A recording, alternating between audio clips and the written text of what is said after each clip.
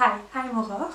I'm a clinical psychologist and sleep expert, and in this video I will be debunking some myths about sleep. The first one is that the hours before midnight can't double.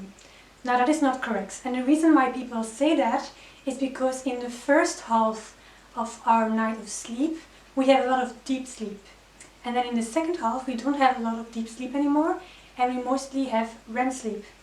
But whether you go to bed and start to sleep at 10 p.m. or at midnight or at 2 a.m., you will always start by having a lot of deep sleep. This myth also gives the idea that deep sleep is more important than REM sleep, and that is not true. They are both equally important, they just have some slightly different functions. You need 8 hours of sleep. Now that is not correct either. The sleep needs depends from individual to individual. It also depends from your age. So obviously a child, a teenager, needs more hours of sleep than an adult. On average it is indeed 8 hours of sleep, but there are people who need less and also people who need more. I always give the example in therapy that Napoleon only needed 5 hours of sleep, yet he functioned very well despite only needing 5 hours. And Einstein needed 10 hours of sleep and he also functioned very well despite needing more sleep than average. This leads us to the next myth, which is you can sleep too much. That is not possible. I sometimes hear that, oh, if I sleep too much then I don't feel well. But that's simply impossible, because our brain is going to create the number of sleep that you need. So if you need 6 hours, it's going to create 6 hours of sleep, and it doesn't have any need to create more than 6 hours. Now it is possible that if one night you sleep very little, then the next night you will sleep a little bit more because you haven't slept enough the night before, but you will not sleep the double of a normal night of sleep.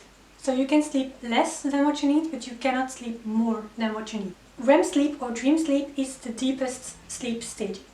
That isn't correct either. So there are 4 sleep stadia. There are 2 stadia of light sleep, 1 of deep sleep, and then 1 which we call REM sleep or dream sleep. And the reason why it is called dream sleep is because when it was first found, people thought, oh, this is the stadium in which we dream. But actually now we know that we dream in all sleep stadia.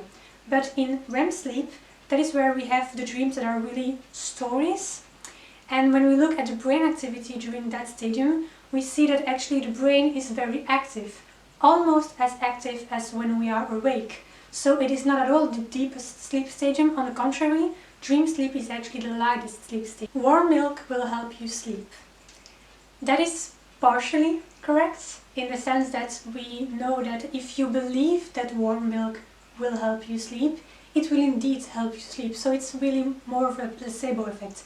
And if you don't believe in it, well, then it won't work. Now there are studies that look at the effect of food on sleep, and we know that caffeine and alcohol, that is very bad for your sleep. But when it comes to the other kinds of foods, there we can find small effects in studies, but it's really very small. And so if you have difficulties to sleep, I wouldn't really put too much focus on your food, because it is unlikely that that's really going to solve your problem. Now something I hear super often is, if you don't sleep enough, you will get dark circles under your eyes. And that again is partially true. In a study they took pictures of people after a full night of sleep and then after 31 hours of sleep deprivation. So 31 hours of sleep deprivation, that's a lot, that's 24 hours, an entire day, plus 7 hours. And then when they asked people to compare these 2 pictures, people thought that when the person hadn't slept enough, when the person was with 31 hours of sleep deprivation, that they had more dark circles under their eyes. So yes, not sleeping enough has an effect, but it isn't the only thing that causes dark circle under your eyes. Yet often people think that that is the only cause. Now I am not a dermatologist, but I'm going to put down below a link to an article that talks about the causes of dark circles and the treatments for it. And they actually explain that age plays a very important role. When you age, when you become older, then you will get more dark circles under your eyes. So obviously there is the effect of skin, also of soft tissue, of the skeleton here. Those things all play a role in why you have dark circle under your eyes. And so only thinking that it is because you haven't slept enough, that is simply not correct. There is more than one cause. The last one is waking up someone who sleepwalks is dangerous because it will give that person a shock. It is indeed dangerous, but not because it will give that person a shock. It's dangerous because if you wake up someone who sleepwalks, first of all, it's complicated to wake that person up, and secondly, it's actually going to make the person aggressive. So it is dangerous for you.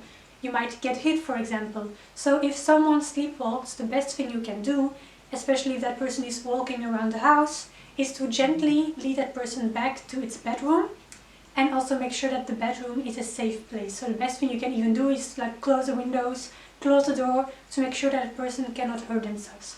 Also in cartoons, you always see people who sleepwalk with their arms in front of them, but that is not true. People who sleepwalk do not walk like that around, and they also always have their eyes open.